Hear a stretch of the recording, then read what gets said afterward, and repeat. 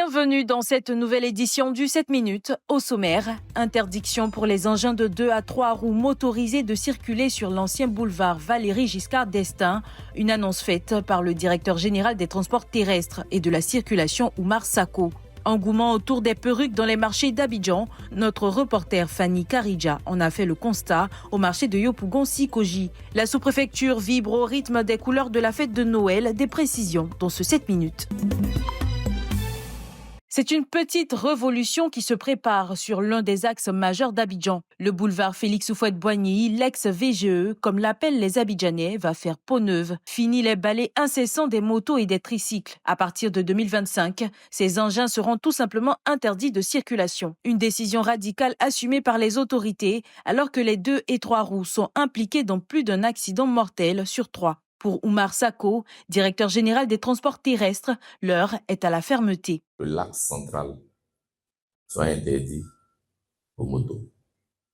Pour partir de 13 villes à Port-Boué, vous pouvez contourner en passant par Marc Horizon 4 ou même utiliser les bretelles qui sont de part et d'autre. Mais sur la voie principale, il y aura une interdiction formelle de circuler sur cette voie. Concernant les 2 et 3 roues, on exige désormais que chaque utilisateur de moto puisse porter son casque.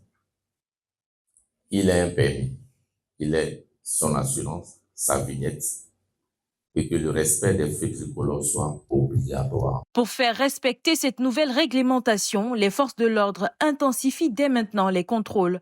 L'opération Épervier cible particulièrement les infractions les plus dangereuses. Absence de casque, défaut de permis ou d'assurance, un tour de vis nécessaire pour cette artère stratégique de la capitale économique.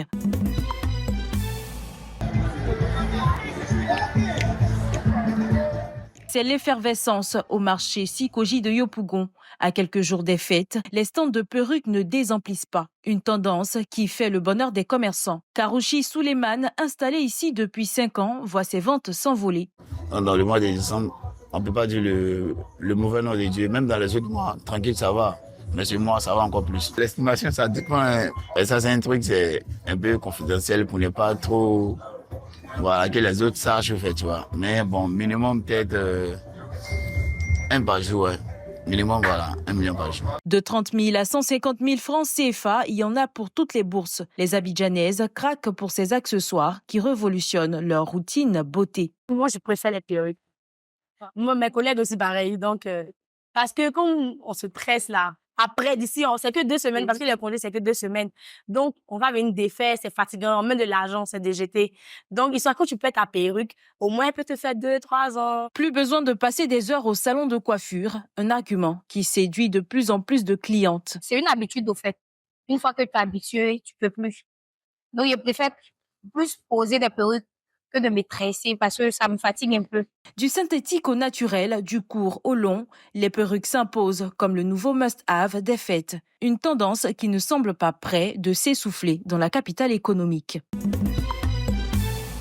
C'est un Noël avant l'heure au village de Baba dans la région de San Pedro. Ici, les rires des enfants se mêlent aux chants traditionnels. Une journée pas comme les autres pour ces 200 petits et leur maman. L'ONG Save Next Generation et son partenaire Light Life ont choisi ce village pour leur grande opération de Noël, une initiative portée par un enfant du pays. Pour moi, cette activité, c'est pour mettre la joie dans le cœur des enfants parce qu'à ces périodes comme ça, les enfants qui n'ont pas de père ont toujours besoin d'un papa pour leur apporter la joie dans le cœur.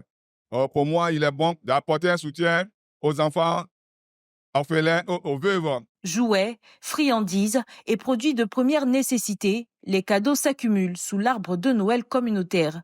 Pour les organisateurs, c'est une mission du cœur. Nous avons décidé de nous associer à M. Blé dans le but de faire du bien à nos mamans en ces fins d'année. Nos mamans, je vais leur dire de ne pas perdre de l'espoir, de ne pas se lamenter, mais d'être forte et courageuse. Dans les yeux des bénéficiaires, l'émotion est palpable. Cette 4e édition prend une saveur particulière. Nous sommes heureux, nous les mamans qui ont perdu nos maris, les veuves, on est très heureux d'être invités pour cette cérémonie pour la fête de Noël. Merci beaucoup. Des moments de partage qui réchauffent les cœurs, alors que 100 veuves du village reçoivent également leur part de cette générosité. Une belle leçon de solidarité à quelques jours des fêtes.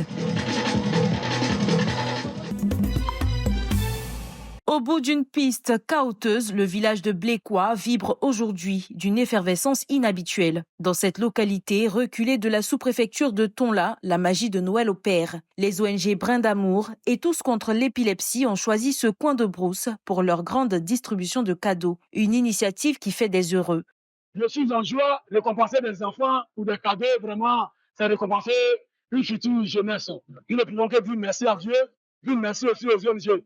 Nous appelons aussi des hommes de bonne volonté à soutenir les deux ONG afin qu'ils apportent de la joie aux enfants. Dans les yeux des enfants, l'émerveillement se lit. Pour certains, c'est leur premier cadeau de Noël. J'ai eu mon cadeau et ma nourriture. Je suis fière de mon cadeau. Après Boménéda, l'an dernier, c'est au tour de Blécois de vivre cette parenthèse enchantée. Pour les organisateurs, la mission est claire. Nous sommes venus aujourd'hui à Blécois pour pouvoir apporter un brin d'amour aux enfants et tout du village. Parce que vous savez, Abidjan est vraiment saturé, il y a beaucoup d'ONG et tout.